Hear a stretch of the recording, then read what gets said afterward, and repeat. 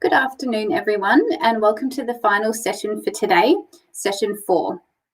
For those of you that are joining the primary care stream here, my name is Claire Dagley and I'm one of the regional senior managers here at Western Victoria Primary Health Network. I'll be your facilitator for this session.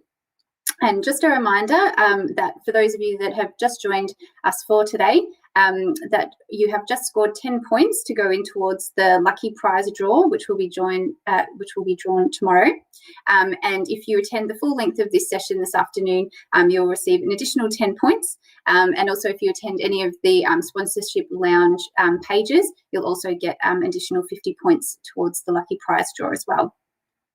So this is our 4th session for today, which is titled Business Success in a Post-COVID-19 Environment. And we are joined today by Brett McPherson from MedBiz. We would like to thank AstraZeneca for sponsoring this session. And as always, remind you to pop over to the Sponsors Lounge to browse the pages that are available to view from all the sponsors listed against today. So before I introduce Brett for our final session of the day, I'll quickly cover off housekeeping for those of you that are only joining the session in the afternoon. So during the session, please remember to pop any of your questions for Brett into the live Q&A box that you can access through the button at the bottom of your page. And we will, Brett will potentially answer any of your questions if you pop them in during the chat box during the presentation, or otherwise if questions are posted typically at the end, then they will be fielded to Brett then as well. For any general comments or if you want to chat essentially between participants, that's where you can use the discussion forum button as well. So I would now like to welcome Brett. Brett McPherson has more than 30 years health management experience, and he currently works with practices and organisations in various states across Australia. Brett promotes adopting quality as a business strategy and embracing IT innovation to improve overall practice efficiency and profitability. Brett is a previous national president of the AAPM and has been a member of numerous government and professional advisory groups, including PIP, Medicare Compliance, and RACGP, Finance and Health Sector Reform. Brett was awarded life membership of AAPM in 2013 and is a previous recipient of the Improvement Foundation National Quality. Please be aware that Brett's slides will be available to you, so no need to scribble down notes as you go unless you want to, because you will be able to access the content from his slides after the presentation. And that will also actually be the case for all of the presentations that have been provided throughout today's program. So I'd like to introduce to you Brett and hand over to you now. Thank you. Thanks, Claire, and welcome everybody to this afternoon's presentation. Great that you've been able to make some time. Hopefully you're going to find that in the next 45 minutes or so that the information that we give you is actually of benefit to you. So we're going to talk about business post-COVID and hopefully how you can actually succeed and make your business sustainable. Claire's already introduced me and things that I've done. The only other thing that I'd say is that I actually relocated to Tasmania in March 2020. So we arrived here 2 days before the lockdown, and we're still being confronted with lockdowns as we speak.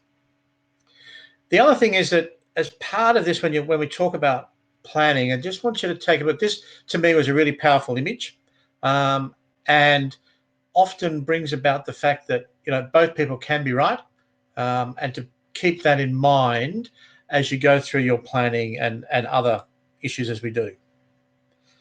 The big thing that I wanted to really highlight was that practices, by their very nature, mostly in the private sector, are really a small to medium enterprise. So your practice is a business.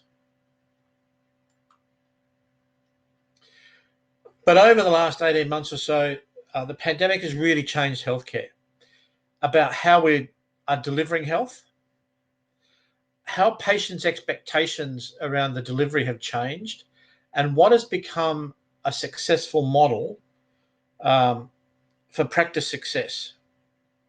And since sort of March, April last year, a lot of owners and managers now undertaking real evaluation of the performance and how a practice is going to maintain sustainability. And for those people, or well, for you guys in Victoria, it's no more heightened than the fact that where we thought we may well have been over the worst of situations, we're now faced with another lockdown. And that really is going to have an effect longer term on how we actually maintain our business and the sustainability of our business. What doesn't change really is, though, and it just emphasizes the point that we really do need to plan effectively. And I think the thing is to take what I put this up for is that as we are planning, is that we really need to focus on that middle part. There are lots of things that are actually going to come into our scope and vision and that. And there are lots of things within our environment that present themselves. But you know what? There's certain things that matter, and there are certain things that we can control. And for example, just around if you were involved in, for example, delivering vaccine, then, we really need to focus on the fact that it doesn't matter if we need more vaccine. We've got what we've got, and the reality of the situation is what it is. So therefore, it's that intersecting part that we should focus on, because we can waste a lot of energy around the outsides. So I suppose in one of the main things in looking at how successful your business is going to be is the biggest question I would say is, does your practice actually have a business plan? If it does, and you haven't reviewed it, then you will need to review it. If you don't, then maybe now is the time to actually create one. And it doesn't have to be that difficult. Because what we found is, or my experience from dealing with practices is, those practices that have been proactive over the last 12 to 18 months have actually flourished. Those that are sitting back and waiting and becoming reactive are starting to flounder. The other thing, no two practice is the same. And the success or the plan that is going to work for you is the one that works for you and your practice. And a practice is like any small environment. It's made up of a number of people. And what I would say is that as you start to look at creating your plan, the biggest group to actually remember are your front of house, admin, reception people. They're the ones who can be sitting at the back of the boat and seeing where the leaks are starting to happen. So all I would say is take advantage of them, seek their opinion, because they see so many things happening. They hear so many things around patients and what's happening in your practice. Now, just today, talking about business planning. So normally we run a session that runs from a whole day. There may well be some of you attending that actually have been and attended that day. But there's some, there used to be about 6 main things. So it's about sustainability and having a business plan. It's capability. It's knowing your patients. It's being viable. It's about marketing and having a competitive edge. And it's about being financially successful and recording what you do. So they're the 6 that we used to focus on. I think the other one that's really come into play over those last 12 months has been flexibility. We need to be able to adapt quickly to prevailing and emerging environment. So 72 hours ago, things were going fine. 48 hours ago, it changed dramatically to the point whereby environment has changed. There's a lockdown in Victoria. So we need to be able to be flexible. And you can only be flexible if you've actually got a plan and you've planned ready to go. So how many of us actually know where we are right now? Have we looked at what our income and how our income is being derived? Do we need to look at and review cash flow projections? It's an ideal time now. As we come to the end of the financial year, I'm guessing that if you haven't already, you would be starting to think about budgets and projections for 2021-22. And we need to review a whole lot of things around that, where our income's coming from, what expenses we're incurring. Do I need equipment? It's a real opportunity now for you as an owner of a practice, you as a manager of a practice, to really embrace what we're presented with, embrace the change, and flourish as a leader.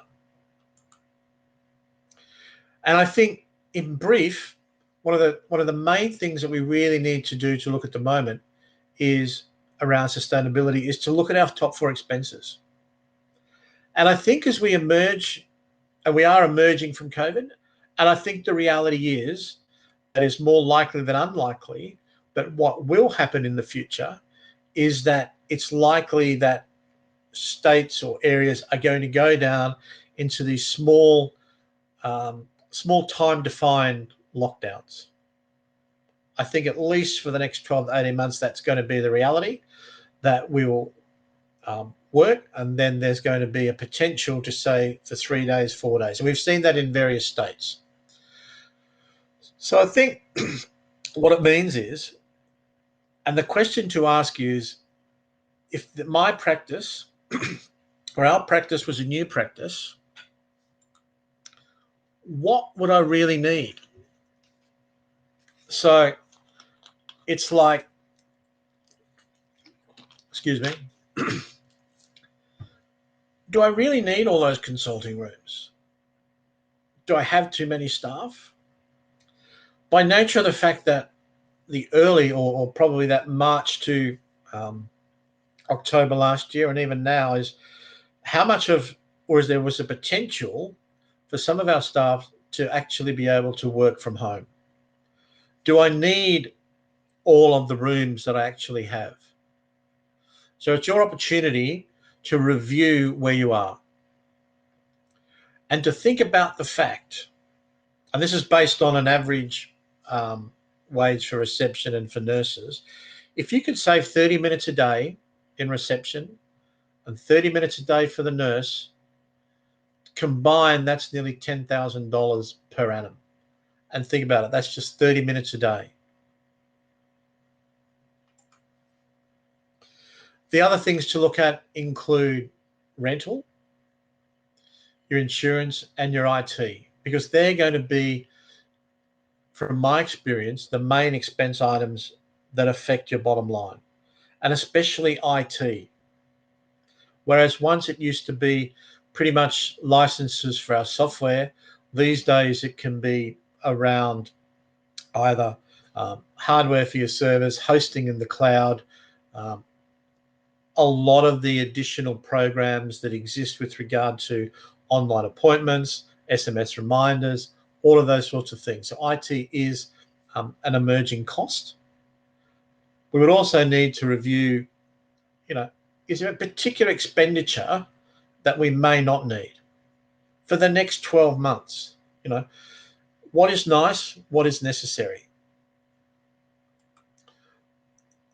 The other big thing that will be coming up is the wage increase, annual wage increase, or potential wage increase in July. They'll be handed down by Fair Work.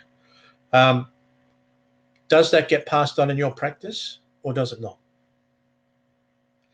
Whatever it would be, from my experience across this, there is a lower level that you reach with your expenses, and to go below that level and cut and save ultimately means that the quality of your service fails, or it falls below an acceptable level. So I think there is that lower level that you need to be aware of. Once we get there, and it's a bit like the limbo, once you get to that lower level, you really can't go much lower. So what's the last 12 months really meant to us? And I think it's really been, and I'm looking at this in order that we can hopefully take from this why we need to plan and develop in order to retain sustainability and potentially even improve our profitability.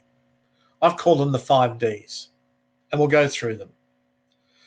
So briefly already spoken about the fact that we really do need to know where we are now.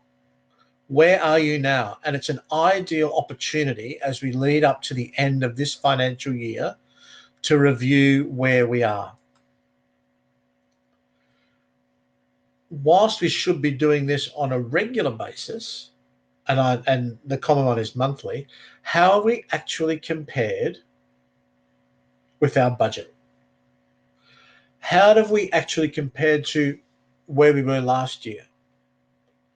And if we put ourselves back into where we were last year, we were emerging into a great unknown. It was uncertainty. We were starting to think about the emergence of JobKeeper. There was tax incentives, or saving. There was a whole lot of government support that were coming through that now has ceased to exist. So where are we? We need to start reviewing and looking at levels of income and sources of our income. If all of our income is being derived from the MBS, are there opportunities that we can actually derive income from non-MBS? People always say about, and we'll talk a bit about telehealth later on, there's an opportunity for non-MBS telehealth. How are our practitioners performing? What are our patient numbers like? And what's our appointment availability like? And do we actually know if patients are turning up or not turning up? We also need to know who our patients are. So who are our patient cohort? What's their age? What's their gender? Are they specific disease? Are they from CBD? Are they rural? Now, most of Western Vic would be classified as rural. So a different environment in which we operate. And it's been interesting because a lot of my previous experience has been within metropolitan, outer metropolitan, or even CBD practices. But now living where I live, and my wife manages 2 very remote rural practices. In fact, one is the most southern GP practice in Australia. So a very different environment in which to work and expectations of patients.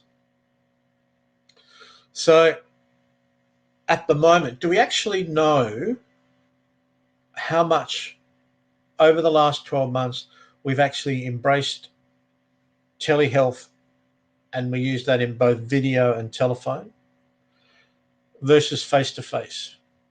And if we've looked at telehealth as video and telephone, we really need to look at the breakdown in how those consultations have existed. Because the majority of Medicare, I think, have shown that it's between 5 and 10% have been video. The vast majority has been via telephone. We need to be aware that whilst they've said that the telehealth will be retained and it has been extended to the 31st of December, there will be changes from 1 July. And the majority of these changes will most likely exist around telephone consultations.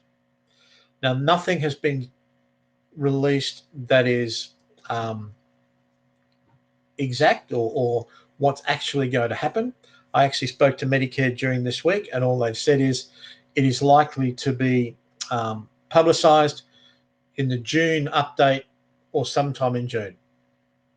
For those of us who've dealt with Medicare for a long time, we realise that that's not an uncommon time frame that they act upon or release, which gives us a very small time in which to actually adapt. My understanding of what was likely to happen is video items will be retained. For telephone, it's likely that that's going to be cut dramatically, and it's likely that they're probably only going to get 2, maybe 3 item numbers, and they will basically be a short and a standard consult type item. That's my best guess of what I know at this particular point in time. So you need to start working towards that.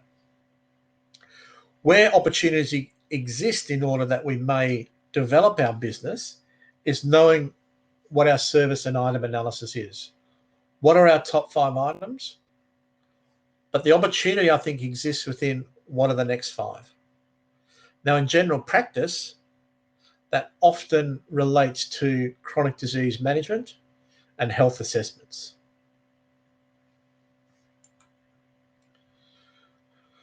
So the other thing that we need to do is actually decide where we want to be.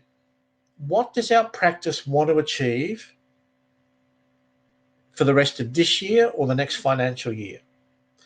Do we have capacities within our appointment schedule? And as many practices emerge from COVID and emerge from that, they're finding that they do have capacity, or that what's happening is that they may be booked, but their DNA rate or those patients not arriving is increasing. So we need to actually look at that. And we need to actually work out, do we actually have within our appointment schedule a number of already booked appointments and a number available on the days? How many do we actually want to do face-to-face? Do we want to do telephone? Do we want to do video? That kind of thing. So it's starting to think about and planning where we want to get to. In order to get there, who are we going to target? So in general practice, we're going to look at potentially patients 75 plus. If we're allied health, are we going to look at our GP practices that have been referring patients to us? Are we going to seek new patients? What about those patients who haven't seen us for a while? And having identified who we want to target, how are we actually going to get to them? Is that through utilization of T around SMS messages? Do we actually have staff phone people? Do we actually go and physically visit people? So as an allied health, do I actually need to physically go and see the general practice that used to be a significant referrer of patients? Do we do advertorials? Do we utilize Facebook? And the thing is, as I said, no practice is the same. So the technique that's going to work for you is the technique that best suits your patients, your practice. How and when do we actually want to achieve this? So is it a 1 month? Is it a 3 month? And is it 12 month? Whatever time frame that you do, and you might say that we want to reach full capacity within 12 months. We might want increased by 25% in 1 month, 50% in 3 months. So you need to set those targets, and you need to be able to measure those targets. So you need to have some way of actually looking at how that can happen. Now, there are certain software out there now that allows you to do that. KPIs, Cubico, those sorts of things, which can actually interrogate your data and allow you to look at KPIs within your practice. But in order to achieve this, we may also have to set a budget, because it may cost us money. It doesn't have to cost us a lot of money, but it may cost some. And then who's going to be responsible to do this? As a manager or an owner or director, you can't do it all yourself, so you actually need to assign responsibility. You actually need, as part of assigning that responsibility, make people accountable. So that's part of your staff's role, that they're going to have to do these things and they need to be held accountable. And how do we comply? And these change dramatically. So since July last year, the telehealth criteria of having one face-to-face in the previous 12 months is critical. But think about that one face-to-face. Be aware of the descriptors. It says one face-to-face in the previous 12 months in your practice. But that may mean that a patient's come in and seen a nurse and you haven't billed the MBS. The MBS cannot record that. So you need to be aware that, and I'm working with a practitioner who's got a please explain letter around telehealth, and that's the case. A significant number of patients have been to the practice, have been billed or seen people in there, but not to MBS. So they're challenging or going through that. There's also one that in reviewing is that if you've had a patient seen by an after-hours service, that qualifies. So we just need to be aware that's the moment, and we don't know what's going to happen past 30 June. Once we've done that, we need to decide on our strategy, quantify it. So we want to see an additional 10 patients per day. 50% face-to-face, 50% telehealth. As we said in GP land, because we've actually identified the particular opportunities that exist within our item analysis, we know that chronic disease reviews are a key item that may help us. It may be the over 75 patients to have health assessments. For allied health, it may be people that we haven't seen in the last 6 months or 12 months. So we need to identify them in order to get them back in. We may quantify our budget and say it's $1,000 a month, and we may review it. We may decide to review weekly for the first month, and then after that it may be fortnightly or monthly. And like any strategy that we go to implement, having a small team working on doing that can help. So once you get the process right, it's easy to expand the process and bring others on. But if we try and get everyone in at the beginning, it can be difficult. So we've decided now we develop it. In this data, how do we let patients know that we're safe? How do we let them know that they're open? How do we convey to them, the people who say, oh, look, it's just a script. Yes, but you do need to see people. And so we may SMS, and maybe say we're all active patients, we're going to SMS just to remind them. We might be over 75s. Once again, in general practice, if the nurse can utilize the review item or the 10997 item, telephone or video, and we put a number on that, there's a potential there that $19 to $22 if a nurse can do a number of those. Similarly, what about if the practitioner contacts the patient? And if we set targets, and that's available to both GPs and to allied health to contact patients via phone or video. Once again, as we continue to develop, do we SMS all our patients who we haven't seen and pick a time frame? And that may be just to say, we are here, we are open. I know a number of practices who also, over the past 6, 8, 12 months, have actually put a bit of a hold back on some of their reminders and some of their recalls. Reactivate those and look what's coming. As I said, if a GP, and I'm referring to the GP as an example, if the GPs did 3 to 5 telephones per week, $750 to $1,000 a week, $50,000 a year. If nurses were told contact 10 patients a week for chronic disease or follow-up, potentially $200 a week. And depending upon the practice, whether the practitioner has a reduced service fee or no service fee related to those particular items, that's another way that you can actually develop and build your sustainability by having fairly simple targets that are cost effective. I think the final part of the development is actually to ensure all our staff know and are aware of what we're doing and what we're offering. And by that, I mean especially the reception and your front of house staff, because they're the ones who are talking to patients. They're the ones who can identify that person may be able to have something else. And the other thing, I think now is a time where we're going to have to look at making a decision around what's our telehealth video platform going to be.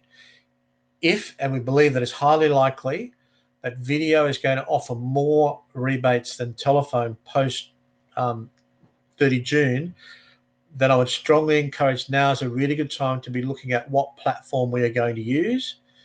Because if you're proactive and do it now, you're more likely to get a vendor and someone else to come in, as opposed to once it's announced and every practice in Australia is trying to get onto some sort of video platform. So become proactive. Think about it now. The final D around delight is, it's actually, you can improve the service for your practice by having the GP, the practitioner, the nurse actually video or telephone the patient. If they can be seen promptly and safely, patients really appreciate that. So the patient satisfaction increases, your practitioner income increases, which by default means that your practice income increases, and generally staff job satisfaction increases. So utilize the technology to improve the level of your service, which is going to get people talking about your practice, which hopefully means more patients will come in. Now, that can be a little bit more difficult if you're the only practice in a rural area, but what it does mean is that people are more likely to be happy with you and work with you and come along with you as you try and retain and improve the sustainability of that practice. And like anything, if you succeed, I think it's important as well for practice morale that you actually, once we've reviewed and we're achieving what we're setting out to achieve, that we actually do celebrate success. We do actually say, thank you, well done, we've got there. So in looking at where we are and our summaries and that type of thing, I think it's important that, number one, we need to determine where we are now. And we can do that through the quality of our data. That's financially. It's around performance of our practitioners, number of patients we're seeing, capacity, unused capacity, the overall internal demographic geographics of the practice. And there are now tools available to us that integrate with our software that make that much easier. I can remember for years what I would do, and probably what many managers actually do, is you pull your data off your medical software, off your clinical software, or best practice, Genie, ZMed, medical director, Praxoff, whatever it is. You pull that data off and you try and look at, who's billing what, how they're billing. You then try and marry that with your financial data that comes out of your accounting package, whether MyOb, Xero, Reckon, whatever it may be, and you spend a lot of time putting that together. As I said, there's software out there in the market at the moment, not expensive, that can actually assist you and make that happen real time, reliable for your particular practice. So where are we? Then what you actually want to do is to decide where you want to be. So this is where you need to actually create your plan and quantify your plan. Bring in, so yes, it's your owner's practice, and at a high level, they will actually have what they want to achieve. And I dare say that those achievements or those milestones normally equate to three particular groups. There's the financial reward that they want to achieve. There's a lifestyle reward that they want to achieve. And I think as well, most people, when they're planning their business, think about their lifestyle, as in how many weeks they want to work a year, how many hours a week they want to work. They talk about how much money they want to or would like to achieve. versus how much they need to achieve to break even. But I think as well that there's a third component in creating a really strong, sustainable business plan is in clinical outcomes. By nature of the fact of being medical, allied health, in an industry that's working with patients, so that there's a need to actually have quality, positive clinical outcomes. And you should quantify those as well. So we decide on our plan and involve people in the plan, putting it together. Once you've worked on what you want to achieve, we need to develop strategies for that plan for our patients. And then what we want to do, delight our patients with exceptional service, which basically provides improved performance for our staff and our practitioners. One way in which we can do this, and Claire mentioned this in the introduction, was around one of my strong beliefs is quality as a business strategy. And often what we will say is, it was so-and-so's fault, or was so-and-so to blame. In many, many circumstances, it's actually not the people, it's the process that we've actually adopted. So if we can get the process right, we're more than halfway there. One of the other very early things that we mentioned, what I mentioned here, was about in one of the ability type scenarios you have in your practice is, have we got the right people in the right seat? So we might have the right process. Then the second part would be to look at the people. You know, is Mary the best person to be sitting at the front desk? She may be better in another role that doesn't require a constant involvement with public. So maybe better back room, accounts or something like that. So that's another whole scenario around that. So in order to have good quality, we need good quality data. And we can use clinical audit tools, things like Polar, PenCat, in order to clean up our data.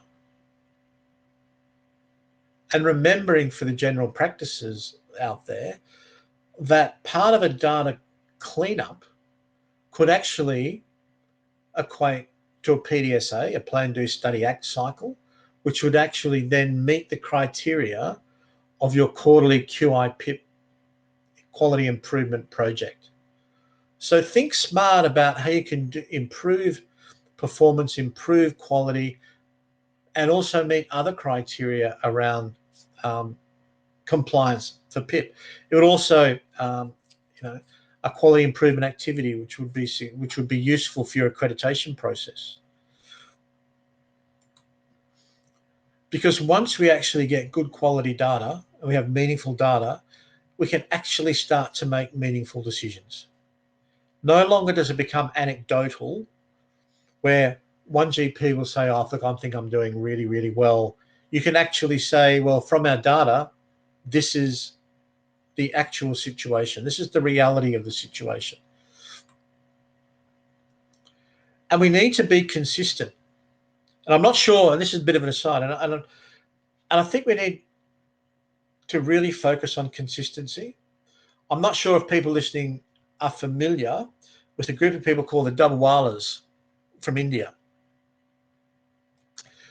But the Dabbawalas are 5,000 men who deliver 200,000 tiffins.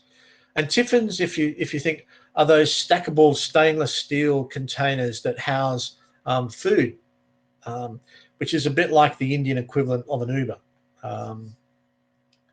But what it is, they deliver 200,000 tiffins daily in Mumbai. There's no computerization, and their delivery system was awarded a 6 Sigma level of efficiency. That's one mistake in every 6 million deliveries. Just imagine if your practice was able to deliver that level of consistency. Imagine how much staff would be happy, practitioners would be happy, patients would be happy. But one of the things I think is that it actually comes back to what we're saying. It's around following the system. We need to follow the system, because if we get the system right and everyone follows the system, it makes things easier. And I always say, especially when talking to reception staff, when talking to them, patients are really smart at identifying the weak link at the front desk. The potential person who may or finds it difficult to say no, who they know they can actually get around. But if we support one another and we're consistent, then that chink tends to disappear and we have a much better and consistent workplace. So I was just saying, if we can promote that consistency of message, so everyone is on the same message all the time, every time. What that means is that if we've created that business plan and we know what we're going to do and we've decided on our particular strategies for the next 3 to 6 months, we let people know. As I said right at the start, we let the people at the front desk know. So if we're targeting patients who haven't been in or haven't seen us for a while, or over 75s, and they know that Mrs. Jones, who's coming in, is one of that criteria, they can raise that with them. So share it. And one of the things that I really believe in, if you have a business plan, you should be able to condense that pretty much into a one-page high-level plan that can be put on the notice board, shared with staff, and there's nothing wrong, I don't think, to actually share that with your patients. Put it on the notice board. Put something positive. It's interesting, just as an aside, have a look in the waiting room. There's so many negative messages that come out in our waiting room. We don't tolerate this. Don't do this. Don't eat this. Don't drink that. Some positivity can change it, or just the way that we share those messages. The policies are clear. We reduce ambiguity. And that may require that we train staff and we support staff. And we also provide recognition of performance. So, and that can be as simple as saying, thank you. You know, one of the really positive practices that I've worked with, end of each day, particular GPs will just come out to the front desk and say, thank you for all your help today. It can be as simple as that, and that means so much to staff. So as I was saying, I think the decision that we should be looking at now and would be a priority, telehealth is here to stay. It is more likely than unlikely that the number of telephone items will diminish. And there is even some talk that as a result of that, there may be some diminish or decrease in rebates. But my view would be, if they keep only the 2 rebates, that it's likely that they'll stay at equivalent of a 3 and 23. So there won't be long telephone consults. So we need to look at video. Patients are going to expect to be able to have telehealth. So how will your practice cope? The other thing to remember is, and when I worked in Melbourne some years ago, we actually introduced video consults off the MBS. Because if you think about it, what does it mean? So if you do a video consult, it means that the patient gets subsidized the $37, $38. Think about what would it mean to them if they could forego that $38 for the convenience of being able to be seen, on a phone, telehealth, or that sort of thing. So don't be afraid to investigate providing services outside of the MBS. And especially in a rural area, and I was listening to John Hall who's the president of the Rural Doctors, recently talking about, they put in a fee for skin and other things. Now, once they explained the fact that, yes, they could potentially, patients could go and see skin specialists, or they could go to a major centre, but it would cost them more money, it would cost them time. So $100 gap at the general practice was actually quite economical. And in a lot of cases, patients were happy to pay. So it's communicating to your patients. So in summary, I think what we need to do is with our plan of where we're going to go, is what's going to be the financial and human impact. We need to review the performance of the practice and the performance of our staff. We identify what our priorities are. And if we can say we're actually planning our return to normality as what the new norm is going to be. And one final thing I would say to you is that make sure that as an individual, and whether you're a manager, a practitioner, a reception, whatever, that you actually look after your own well-being and mental health. It means that you take a break. It means that you have leave. It means that if you're not feeling well, don't be afraid to say or take time to actually look after yourself, because it has been and will continue to be a stressful time. For those of us who are in a position to make decisions, what I would say is that from my experience, one of the biggest barriers holding people and practices back is not making a decision. Saying no is making a decision. I'd rather have a practitioner owner say no and we move on. And if you're not sure, ask an expert, an accountant, a lawyer, a financial advisor, another practice manager, someone there. And the final one, in conclusion, we spoke about our 4 Ds. The 5th D as we close, I just say to you today, enjoy a drink. You've deserved one. And thanks everybody for listening. Thank you so much, Brett. That was a really nice way to finish off that presentation. And thank you so much. I think that's definitely a lot of food for thought that you presented to those working in general practice or even allied health practitioners as well. So thank you so much for your insights.